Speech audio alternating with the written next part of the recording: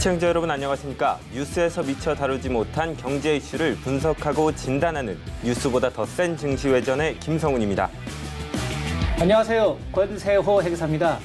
대한민국 경제를 움직이는 기업을 낱낱이 분석해보았습니다. 안녕하세요. 이소연입니다. 한 주간 증권가를 뜨겁게 달군 증권가 이슈를 다뤄보겠습니다. 뉴스보다 더 센 증시회전 지금 시작합니다.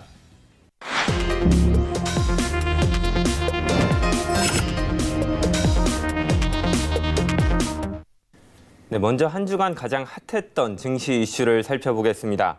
미중 무역 전쟁 장기화로 코스피가 한때 2041선으로까지 떨어지고 코스닥은 4개월 안에 700선 밑으로 내려오기도 했는데요. 이런 상황에서 소문에 의존하는 테마주들이 난입하고 이러한 양상 때문에 또 꿈의 소재, 그리핀주가 시장을 흔들고 있는 모습을 보이고 있습니다. 네, 요즘 주가를 들었다 놨다 하는 테마 중에 그래핀을 빼놓을 수가 없을 것 같은데요. 주식 투자에 관심이 많은 분들이라면 재무제표를 모르면 주식 투자하지 마라 혹은 주식 투자 재무제표부터 시작해라라는 말을 많이 들어보셨을 텐데요. 실제로 많은 투자자분들이 재무제표나 기업의 가치 등을 평가해서 주식 투자를 하고 계실 겁니다. 하지만 여전히 일부 주식 투자자분들께서는 기업을 분석하기보다는 특정 종목이 좋다 하더라 혹은 이 기업과 관련한 기사가 나왔으니까 하는 마음에 투자를 하는 경우도 있을 겁니다. 이런 분들이 요즘 휩쓸리는 종목이 있는데요. 바로 꿈의 신소재로 불리는 그래핀과 관련된 종목입니다. 오늘 더 센 증권가 이슈에서는 그래핀이 대체 뭐길래 투자자들을 이렇게 현혹시키는지 파헤쳐 보도록 하겠습니다. 네, 먼저 지난 4월 30일 서울경제TV가 보도했던 기사를 하나 보고 오겠습니다. 코스닥 시장의 일평균 거래량은 8억만 주 이상, 거래대금은 4조 원가량입니다. 그런데 최근 시장에서는 일부 기업의 거래가 집중되고 있습니다. 대표적인 기업이 바로 국일제지입니다. 그래핀 관련 계약 소식 이후 엿새 동안 국일제지는 일평균 1억만 주가 넘게 거래됐습니다. 지난 26일에는 코스닥 전체 거래에서 10%가 넘는 거래대금을 차지하기도 했습니다. 지난 29일에도 이 같은 상황은 반복돼 전체 거래대금 중 15% 이상이 SFA 반도체와 국일제지에 집중됐습니다. 한두 기업에 집중된 거래 흐름은 시장 왜곡에 대한 우려를 낳습니다. 업계 관계자 역시 실적이 아닌 이슈에 따라 투자자들이 몰려 주가가 급등하는 것은 그만큼 주가가 급락할 수도 있는 부분이라고 말했습니다. 이슈에 따라 특정 종목으로 거래가 집중되는 코스닥 시장의 거래 흐름, 특정 세력에 의한 주가 조작은 아닌지 금융당국의 철저한 검증이 필요한 때입니다. 방금 함께 보신 레포트는 제가 취재했던 내용인데요. 기사 전체를 보면 코스닥 시장 내에 특정 기업에 자금이 쏠리는 현상을 우려하고 있는데 여기서 주목해야 될 부분은 국일제지를 거론한 부분입니다. 국일제지는 방금 보신 내용을 취재하게 만든 계기라고도 할 수 있는데요. 저는 당시 거래대금이 집중되고 있는 국일제지에 주목한 것입니다. 국일제지는 자회사로 국일그래핀을 두고 있습니다. 그래핀 소식에 울고 웃는 대표적인 그래핀주라고 할 수 있습니다. 예, 본격적으로 관련주 얘기를 하기에 앞서서 이 그래핀이란 게 대체 뭐길래 꿈의 신소재라고까지 불리고 있는지 시청자분들에게 설명 좀 부탁드립니다. 네, 그래핀이 일단 주목받기 시작한 거는 지난 2010년입니다. 2010년에 노벨 물리학상을 받을 당시에 영국 맨체스터 대학교의 콘스탄틴 노보셀로프 교수와 안드레 가임 교수의 연구 성과가 바로 그래핀이기 때문인데요. 그래핀은 연필심에 사용되는 흑연을 소재로 하는 신소재 물질입니다. 탄소 원자로 만들어진 이 물질은 원자 크기의 벌집 형태 구조를 가지고 있어서 상온에서는 구리보다 100배 많은 전류를 실리콘보다 100배 빠르게 전달할 수 있습니다. 특히 강철보다 200배 이상 강도를 가졌다는 점이 눈에 띄는데요. 이러한 특성 때문에 휘어져도 물리적 특성을 잃지 않아서 플렉서블 디스플레이를 구현할 수 있는 강력한 후보 물질로 꼽히고 있습니다. 자, 이번에는 그래핀에 대한 소재에 대해 설명을 드렸으니 본론으로 넘어가겠습니다. 취재를 하던 당시에 국일제지에 거래대금이 몰렸던 이유로는 자회사 국일그래핀을 꼽을 수 있습니다. 해당 보도가 나가기 전인 4월 29일 국일제지 측은 국일그래핀이 구글과 NDA, 그러니까 비밀유지 계약을 맺었다는 보도자료를 배포했습니다. 구글과 그래핀과 관련한 기술 협약을 맺었다고 하니 많은 언론사들이 주목한 것은 사실이고요. 실제로 저 역시도 해당 보도자료를 받아서 기사를 작성했습니다. 하지만 이후 의문이 생기기 시작하면서 취재를 하기 시작한 건데요. 지금부터는 제가 취재원에게 들었던 이야기 중에서 레포트에는 담지 못했던 이야기들을 전해드리도록 하겠습니다. 레포트에는 업계 관계자의 코멘트로 실적이 아닌 이슈에 따라 투자자들이 몰려 주가가 급등하는 것은 그만큼 이슈가 사라졌을 때 주가가 급락할 수도 있는 부분이라는 완화된 표현이 들어갔는데요. 사실 이 내용 말고 취재원은 더 높은 강도로 말을 쏟아냈습니다. 바로 주가 조작과 관련한 의도가 있을 수 있다는 건데요. 당시 취재원은 구글과 비밀 유지 계약을 맺었다는 것은 왜 보도자료를 배포하느냐며 의문을 제기했습니다. 비밀 유지 계약이란 말 그대로 계약 자체에 대해 비밀로 유지한다는 것이 전제가 된 건데 이를 언론에 흘리고 투자자들에게 전하는 것은 의도가 숨겨져 있다는 해석이었습니다. 특히 그것이 당장 실적이 나오는 것이 아니라 언제 개발이 완료될지 모르는 신소재라면 더더욱 의구심을 가져야 한다고 말했습니다. 취재원의 강도 높은 비판을 저는 레포트에 담지 않았습니다. 의도가 숨겨져 있다는 것은 그 내용이 사실에 가깝다고 할지라도 어찌됐든 추정에 불과하기 때문이었는데요. 하지만 이러한 의혹이 있다는 사실을 투자자들도 알 필요가 있다고 느껴져서 뉴스의 뒷이야기를 다루는 오늘 증시회전에서 비하인드를 공개하게 됐습니다. 네, 그리고 지금부터는 제가 증시회전을 준비하면서 조금 더 추가적인 의문점을 가지고 찾아봤던 것들 말씀드리도록 하겠습니다. 이 앞에 사실 권세호 회계사님이 나와 계시기 때문에 제가 회계를 논하는 게 조금 부끄러운 얘기긴 한데요. 제가 국일제지의 재무제표를 한번 들여다봤습니다. 지난달 15일 전자공시 시스템 다트에 국일제지가 올린 분기보고서를 기준으로 분석을 했고요. 해당 보고서는 지난 1분기의 국일제지의 자금 흐름 그리고 이전 분기의 자금 흐름을 다루고 있습니다. 여기서 주목할 점은 국일제지는 자산보다 부채가 많은 기업이라는 겁니다. 지난 1분기 국일제지의 부채는 596억 원이었고 자본은 553억 원이었습니다. 부채가 자본보다 10%가량 많은 기업입니다. 물론 신소재를 연구하는 기업이기 때문에 단순히 자산이나 부채, 자본 이런 걸로 가지고 평가를 할 수는 없습니다. 말 그대로 기술력을 기반으로 가치 평가를 하기 때문인데요. 그래서 현재의 부채가 단순히 가치를 깎는 요인이라고 말할 수는 없습니다. 하지만 그렇다고 해서 투자를 할 때 자본 흐름을 무시해서는 안 된다고 생각하기 때문에 오늘 이렇게 말씀드리게 됐습니다. 특히 지금 살펴본 국일제지는 자회사로 그래핀 개발을 하고 있는 국일그래핀을 두고 있지만 본업은 종이나 판지 제품을 제조하는 제조업체임을 말씀드리겠습니다. 국일제지의 부채는 지난 2017년부터 지난 1분기까지 계속해서 증가했고 자본은 이와 반대로 계속해서 감소하는 추세를 보였는데요. 부채의 경우 지난 2017년 489억 원에서 2018년 579억 원, 그리고 앞서 말씀드린 것처럼 지난 1분기에는 596억 원으로 집계됐습니다. 이와 반대로 자본의 경우에는 지난 2017년 577억 원에서 2018년 557억 원, 그리고 지난 1분기에는 553억 원으로 점차 감소하는 추세를 보였습니다.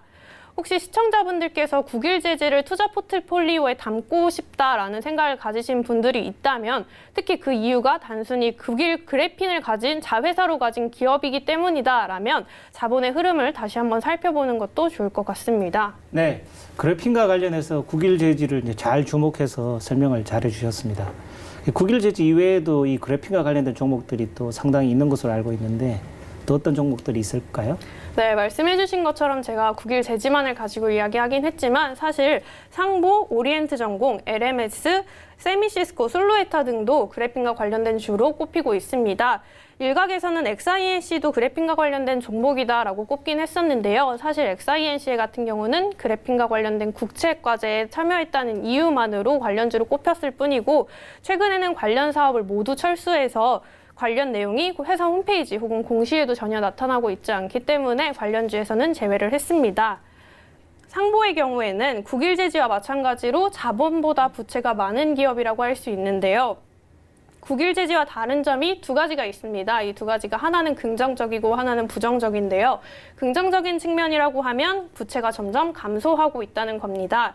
하지만 이와 달리 부정적인 부분은 부채가 자본에 비해 과도하게 많다는 점인데요.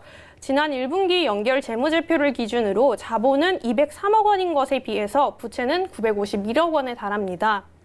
부채가 자본보다 많은 기업이 또 있습니다. 바로 솔루에타인데요. 솔루에타 역시 부채가 증가하는 형태를 보이고 있습니다. 지난 2017년 한 해 동안 1,185억 원이었던 부채는 2018년 1,407억 원으로 늘어났고요. 같은 기간 자본은 833억 원에서 713억 원으로 줄어드는 형태로 반대의 흐름을 보였습니다. 지난 1분기만 두고 살펴봐도 부채는 1,206억 원이었고 자본은 723억 원이었습니다. 물론 오리엔트 전공이나 LMS처럼 부채보다 자산이 많은 그래핀 관련주도 있습니다. 그럼에도 불구하고 제가 오늘 증시회전에서 이들 기업에 대한 투자를 좀 주의하셔라 라고 언급을 하는 거는 대부분 이들의 주가가 급등하고 급락하는 게 기업의 펀더멘털적인 측면이 아니라 업계 소문에 따라 큰 영향을 미치기 때문입니다. 실제로 지난달 13일에는 그래핀과 관련된 기술 검증 논란이 일면서 관련주가 일제히 하락하는 모습을 보이기도 했는데요. 발단은 그래핀을 연구하고 있는 홍병희 서울대 화학부 교수가 국일제지층에 그래핀 기술 공개 검증을 요구한 겁니다. 뿐만 아니라 그래핀 전문가로 알려진 신현석 울산과학기술원의 연구센터장도 국일제지 기술에 의문을 제기했습니다. 이에 디스플레이 업종으로 당시 분류돼서 수혜를 입었던 상보를 제외하고 관련주가 일제히 하락했는데요. 당시의 종가를 살펴보면 13일에 국일제지는 주가가 20.85%, 오리엔트 전공은 26.50%, LMS 6.54%, 세미시스코 14.47%, 솔루에타는 17.37% 각각 하락했습니다. 여기에 더해서 지난 3일에도 국일제지와 관련된 이슈가 또다시 등장을 했는데요. 당시에 최부도 국일제지 대표이사는 구글과의 NDA 계약이 잘 진행 중이다. 기술 개발 협약을 잘하고 있다. 다만 비밀 유지 계약 때문에 구체적인 내용은 말할 수 없다라고 밝혔는데요. 여기에 더해서 8인치 웨이퍼 방막 그래핀 합성에 성공했다면서 적용 범위를 넓혀가기 위해 8인치 방막 그래핀 합성을 진행 중이다라고 설명을 했습니다. 이로 인해서 지난달인 5월 30일과 31일에 연속 하락하던 국일제지의 주가는 소폭 반등하면서 지난 3일에 장을 마감했습니다. 제가 사실 증권팀 기자로 기사를 쓰면서 익명의 메신저 혹은 익명의 메일로 다양한 제보 메일을 받고 있는데요. 사실 이 중에는 제보의 의도가 다소 의심되는 메일들도 있습니다. 대표적인 게 바로 그래핀 관련주들인데요. 특정한 이슈가 갑자기 등장한 것도 아닌데 그래핀 관련주가 요즘 핫하답니다. 혹은 예전 기사를 끌어다가 그래핀 관련주 이런 종목은 어떻습니까? 취재 좀 해주세요. 라는 메신저를 많이 받습니다. 그래서 지금 신기술을 개발하는 우리 기업들, 그래핀도 마찬가지지만 이런 기업들에 투자를 하는 것은 물론 칭찬받아 마땅한 일이고 기술주가 무럭무럭 자라나서 우리 기업들에게 도움이 된다면 긍정적인 측면이지만 단순히 업계의 소문이나 펀더멘털이 아닌 이슈에 휩쓸려서 주가에 투자를 하는 것, 주식에 투자를 하는 것은 없어야 하지 않을까 생각합니다. 그래핀과 같은 신소재들은 이소연 기자가 얘기해 준 대로 이 새로운 기술에 대한 개발과 또 제품과 서비스에 대한 상용화가 굉장히 중요한 만큼 투자자분들께서도 이런 부분에 초점을 맞춰서 제대로 제품이 생산이 될 수 있는 기술인지 또 부품으로서의 가치가 있는 기술인지에 대해 판단을 하신 후에 투자를 하시는 것이 좋을 것 같습니다.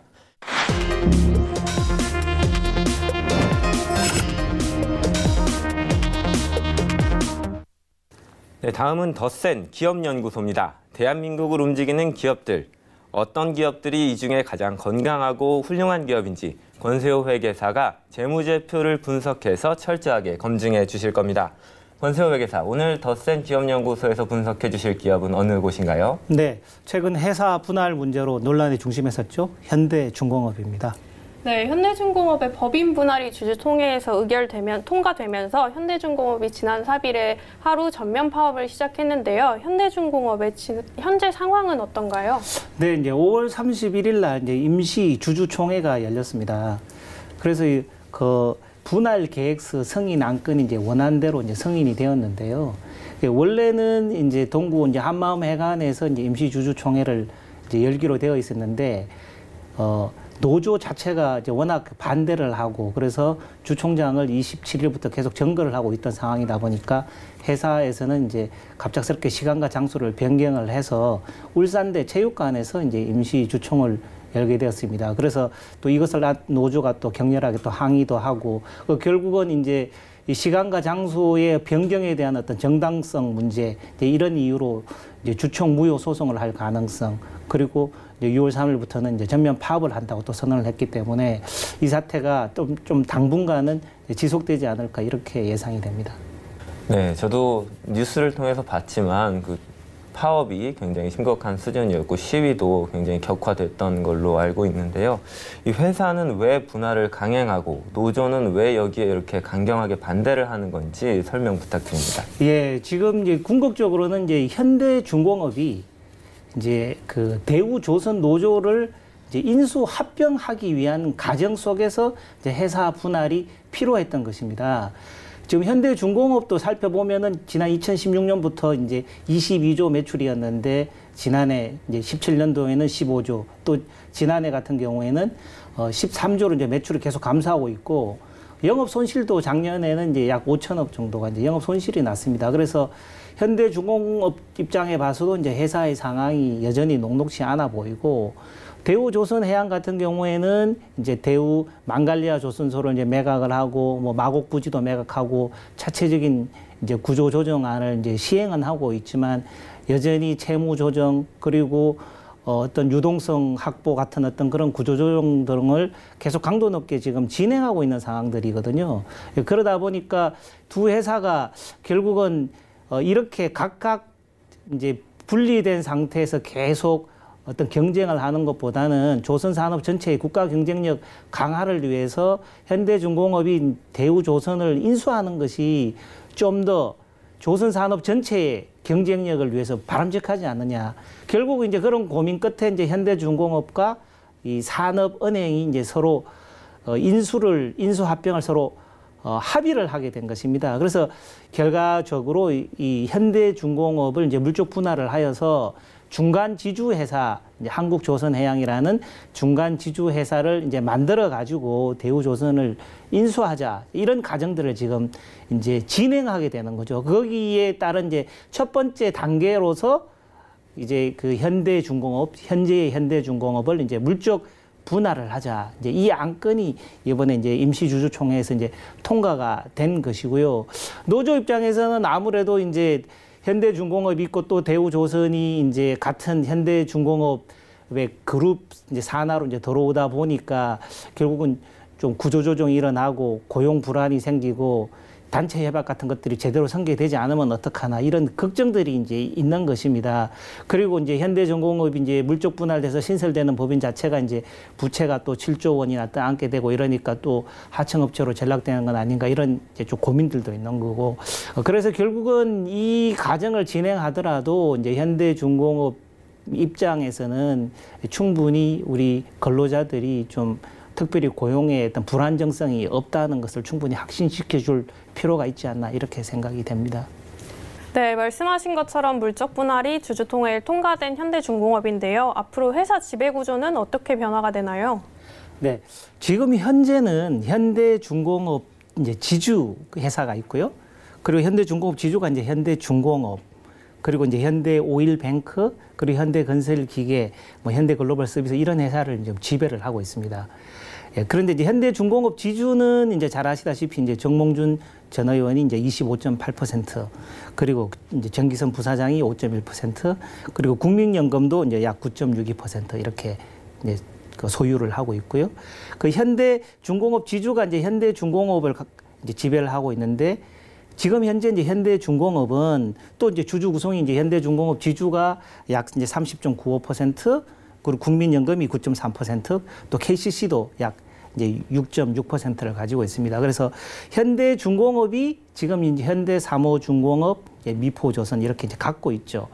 그런데 지금 이제 임시주주총회에서 이제 회사의 분할 계획이 이제 승인이 되었기 때문에 앞으로 이제 이 현대중공업이 이제 중간 지주 회사가 생기는 겁니다. 중간 지주 회사 이름을 이제 한국조선해양이라고 지금 우리가 부른다고 하면은 한국조선해양이 방금 말씀드린 미포조선 사모중공업뿐만 아니라 이 조선산업, 특수선산업 그리고 해양 플랜트 산업을 하는 이 현대중공업을 이제 100% 자회사로 두고 있는 것이고요.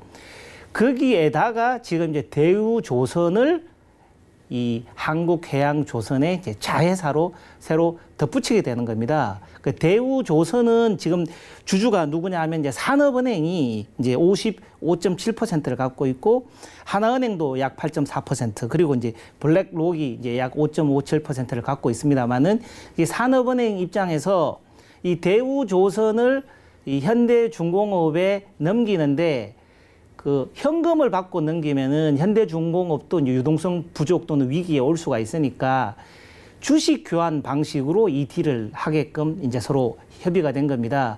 그러다 보니까 대우조선의 지분을 보유하고 있는 이제 산업은행이 보유하고 있는 지분 이제 55.7%는 이 물적 분할로 신설된 이 한국조선해양의 이 대우조선 해양 지분을 넘기고 대신에 한국조선해양의 보통주 7%와 이 상한 전환 우선주 약 1조 2,500억 규모를 이제 받게 되는 그런 주식을 서로 교환하는 방식으로 이제 이 딜을 하게 되는 것입니다. 그렇게 되면은 이제 한국조선해양 입장에서는 자회사로 이제 현대중공업 그리고 대우조선, 그리고 삼호중공업, 이제 미포조선 이 등등의 이제 회사를 계속 관리하게 되는 것이고, 그리고 이 한국해양조선이 이제 서울로 이제 본사가 옮겨지긴 하지만 결과론적으로는 이제 조선 자회사 전체를 이제 컨트롤하고 이제 연구 중심의 그 기술 중심의 이제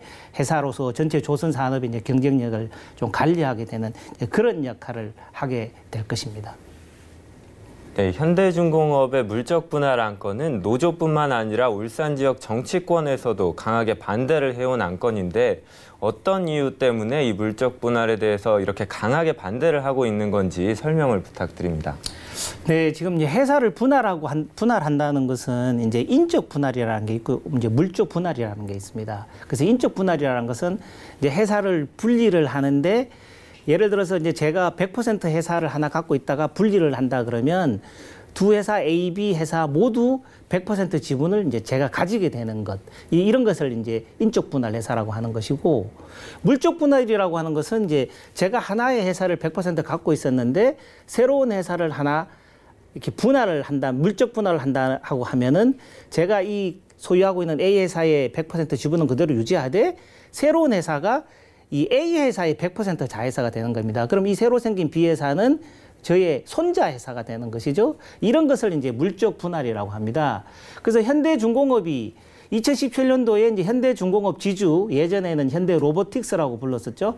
그 현대로보틱스, 지금 이제 현대중공업 지주 회사를 만들 때는 이제 인적 분할 형태로 만들어서 현대중공업 지주가 이제 현대중공업, 지금의 현대중공업, 그리고 현대오일뱅크 같은 회사를 이제 그 지배하게 되는 형태로 만들었고, 이번에 이제 5월 31일 날 임시주주총회를 통해서 이제 만들고자 한 것은 이제 물적 분할을 통해서 현대중공업을 이 분리를 하는데 이 기존에 있는 회사는 한국조선해양이라는 이름이 되는 거고 이 조선산업, 특수선산업, 해양플랜트 사업을 하는 현대중공업은 이 100% 자회사가 되는 형태로 지금 만들어지는 겁니다. 그렇게 해야만 한국조선해양 밑에 이제 현대중공업이 있고 이제 미포조선, 삼호중공업 그리고 그 옆에 이 대우조선이라는 회사를 새로 이제 갖다 붙여서 이제 지배하는 형태로 이루어질 수 있게 되는 겁니다. 결국 그렇게 해야 조선 회사들을 통합적으로 관리하면서 조선 산업 전체의 경쟁력을 좀 강화할 수 있고 그리고 연구개발 중심으로 이 한국조선해양이 관리함으로 인해서 전체적인 조선 산업 전반을 좀 관리하겠다. 뭐 이런 어떤 과정이라고 보면 이해할 수 있을 것 같습니다. 현대중공업의 물적 분할안이 가까스로 통과되면서 대우조선해양 인수가 한 단계 가까워지는 모양인데요. 앞으로 인수 과정이 어떻게 진행되고 앞으로 남은 과제는 어떤 게 있을까요? 네, 대우조선에 대한 이제 실사를 하고 그리고 대우조선 실사를 하고 나면은 공정위에 이제 기업 결합 심사를 요청을 하게 됩니다. 그리고 그런 것들이 다 잘 끝나면은 이제 이런 계획대로 한국조선해양을 이제 신설하고 또 대우조선을 현물 출자를 하고 뭐 이렇게 되는 과정이 되면서 이제 끝나게 될 텐데요. 문제는 이 과정이 이제 좀 또 결코 뭐 쉬워 보이지는 않습니다. 먼저 이 대우조선 그 인수 실사 문제만 해도 대우조선 노조 또한 이 딜을 반대를 하고 있습니다. 그러다 보니까 지금 인수실사단이 6월 3일부터 지금 이제 대우 옥포조선소에 가서 이제 현장 실사를 시작을 하였는데 계속 지금 인수실사단의 어떤 출입을 저지를 하면서 인수실사를 지금 방해를 하고 있고 이제 못하도록 지금 막고 있습니다. 여전히 대우조선 노조도 뭐 이 거래를 통해서 이제 고용 불안정이 야기될 것을 우려하면서 이제 계속 저지를 하고 있는 그런 상황이고요. 인수실사가 이제 순조롭게 진행이 되었다고 하더라도 그 다음 관문이 이제 공정위의 기업 결합 심사입니다. 그런데 문제는 우리나라뿐만 아니고 지금 미국, 중국, 유럽 같은 이제 세계 10여 개국의 기업 결합 심사도 지금 동시에 지금 승인을 받아야 되는 그런 상황입니다. 왜냐하면은 지금 현재 세계 조선업계 이제 1위를 하고 있는 현대중공업하고 대우조선이 이제 같이 이제 합병이 돼버리면은 약 19.7%의 이제 세계 시장 점유율을 또 확보하게 되는 것이고 LNG 운반 점유율만 보더라도 현대중공업, 현대사모중공업 그리고 이제 대우조선의 어떤 점유율을 합치면은 약 56%가 되기 때문에 이 독과점 논란에 대한 해소 문제 이 부분에 대해서 다른 또 세계 여러 나라의 또 경쟁 국가에서 어떻게 또 바라볼지 또 과연 이 기업 결합 심사를 승인해 줄지 이제 좀 저희들이 좀 지켜봐야 할 것 같고요. 대우조선 입장 같은 경우에도 이제 회사가 또 좀 더 이 채무 구조 조정도 하고 또 경쟁력 있게 하기 위해서 유상증자 계획이 지금 약 1조 5천억 정도 또 계획이 되어 있는 걸로 알고 있습니다. 그래서 제3자 배정을 통해서 유상증자를 하고 그렇게 하면은 이 대우조선도 조금 더 재무적으로는 좀 안정적인 회사가 되고 전반적인 이 조선산업 경쟁력 강화를 위해서 좀 관리할 수 있는 그런 위치에 도달할 수 있을 것 같습니다. 네, 인수가 마무리되기까지는 아직 넘어야 할 산이 많은 것으로 보입니다. 이 현대중공업 같은 경우에는 물적 분할을 하기 전에도 이 성과에 대해서 문제가 좀 있었던 걸로 알고 있는데 이 조선업 업황이 지금까지 별로 좋지 않지 않았습니까? 지금까지의 현대중공업의 성과와 전망에 대해 어떻게 보시는지 말씀 부탁드립니다. 네, 뭐 화면 보시면 좀 도움이 되시겠습니다. 지금 2016년도, 17년도, 18년도 이제 매출 현황을 좀 살펴볼 수 있을 것 같은데요. 지금 2016년도에는 매출이 22조, 그런데 이제 17년도에는 또 15조, 그리고 작년 같은 경우는 13조로 계속 매출이 지금 감소하고 있습니다. 그리고 영업이익 같은 경우도 이제 4천억에서 또 2017년도 150억, 그리고 작년 같은 경우는 이제 영업 손실 이제 5,200억이 이제 발생합니다. 그래서 계속 매출도 감소하고 영업 이익도 줄어서 결국 영업 손실이 이제 발생하고 있는 그런 형국이거든요. 지금 상황이. 그래서 매출 같은 경우는 결국 이제 수주 부진에 따라서 이제 조업 물량이 감소하니까 이제 매출이 감소하는 것이고, 영업이익 같은 경우는 매출이 감소하니까 이제 고정비 부담이 계속 증가를 하고, 그리고 또 강제가도 인상이 되고 이런 영향으로 계속 지금 이 영업 이익이 감소하는 형국에 있거든요. 다행스럽게 2019년도 1사분기 보면은 뭐 매출 기조는 뭐 비슷하게 유지가 됩니다만은, 그리고 영업이익도 약 280억이 발생을 하였지만 결국은 매출 대비 영업이익이라는 게 1%가 안 되는 수준이거든요. 그렇다면은 당분간은 이제 수익성 개선이 좀 어려운 이런 상황이 지속될 수밖에 없다고 보여집니다. 그래서 결국 이제 현대중공업도 이제 이런 상황들을 인식을 하고 이제 대우조선해양을 인수를 해서 어떤 전체적인 국가 경쟁력을 좀 강화시켜서 전 세계를 무대로 하는 이 조선 산업에 대한 어떤 경쟁력을 강화하자고 이제 그 결론을 내렸을 것이고, 산업은행도 마찬가지로 현 상황에서 대우조선을 그대로 운영한다고 하였을 때 여전히 출혈 경쟁과 경쟁력 저하 이런 문제들에 대한 고민이 있었기 때문에 결과론적으로는 이제 두 회사를 이제 인수합병하자고 결론을 냈던 것 같습니다. 그래서 중요한 것은 이제 두 회사가 합쳐지면 글로벌 점유율이 약 20% 가까이 지금 올라갑니다. 그래서 이러한 글로벌 점유율을 계속 또 유지하고 전반적인 기업의 경쟁력을 계속 어떤 높이는 작업을 해서 크게는 이제 조선 산업의 이제 국제 경쟁력을 강화를 하고, 그렇게 되면은 국가도 경제가 발전하지만 또 조선 산업이 근거지로 있는 어떤 거제도나 울산이나 또 지역 경제도 상당히 발전하는 것이거든요. 또 그렇게 됨으로 인해서 또 조선 산업에 또는 연간 산업에 근무하고 있는 많은 또 근로자들의 고용 안정도 또 보장할 수 있으니까 지금은 우리 조선 산업의 어떤 이런 어려움들을 좀 잘 현실을 인식하고 경쟁력도 키우고 거기 산업에 종사하는 근로자들의 고용 안정도도 유지할 수 있는 그런 일을 할 수 있도록 지혜를 함께 모을 때가 아닌가 이렇게 생각해 봅니다. 예, 원만한 노사 합의를 통해서 지금은 다소 위축되어 있지만 현대중공업과 우리 조선 업황이 보다 당당하게 순항할 수 있게 되기를 바랍니다. 오늘 더센 기업연구소 여기까지입니다. 잘 봤습니다.